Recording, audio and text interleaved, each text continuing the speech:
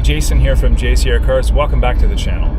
Well, it is Friday. I am on my way to my mechanic right now to see the Testarossa, to test drive it, see how it's working. If you've been following my story, you understand that I've actually been having some problems with the car the last year, actually, where the Testarossa has lost all of its fluid from in the clutch. The clutch and the brake system share the same hydraulic fluid. And it's not clear what exactly was the problem. This is the second time he's fixed it, and I'm hoping this is going to be the final fix. I've lost a little bit of trust in the car right now. Every time I fix it, I have to trailer it back to him, or every time something goes wrong, I have to trailer it back to my mechanic. It's an hour and a half away, so it's not the most convenient thing. And of course, the season here is quite short. It's 6 months at best. I really don't want to lose the car for a week, for a month actually, to get this thing repaired. I'm fortunate enough that I have the 328 at home as well, which is a fantastic classic Ferrari. That car causes no problems. I've trailed it once in the last 10 years I've owned it due to a fuel pump that broke. But other than that, the car is very much trouble-free to live with. The Testarossa, on the other hand, is definitely not the case. Last summer, if you recall, I had to replace 2 coils in the car, and at the same time I had the clutch problem happening in the fall of last year. So not a great track record. 2 times I had to trailer it to get the car repaired. Now I'm hoping today is this is going to be the fix. If not, of course, then we're going to have to look deeper and probably just replace more parts in the car. But at this point, it's just throwing more money at it to fix the problem without really knowing, did you solve the problem? And that's the challenge. My mechanic's trying to be fair and not soak me for everything when it's not really black and white what should be replaced, which I'd rather have it this way, if I'm honest. So the next time you see me, I'm going to be in the Testarossa driving it. The weather's not that fantastic today. I hope I can at least get out and try it out and try to push on some kind of fault. And ideally it happens there and I don't have to trailer it back. That's the goal for today. So, well, I'm in the Ferrari again. I'm in the Testarossa, and it's running okay. My mechanic Ernesto just gave me the full rundown on what the issues were, what is trying to be solved, and I'm trying to see if I can get it to repeat the problem again. Again, I won't take it home today because I wasn't prepared to. I drove here with my daily car.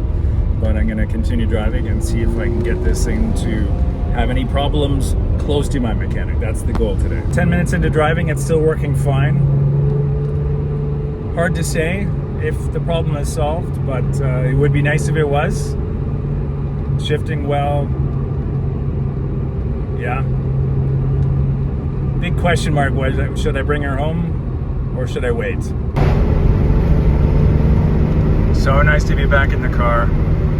Definitely miss everything about this thing. Yes, it can be a pain in the ass, but once you finally get behind the wheel, you quickly forget about those things. Yeah, so far so good. She's warming up, getting up to the right temperature. And the challenges actually have happened when the car was cold, so it's probably not going to happen today. It'll end up happening when the car is sitting, so let's see what happens.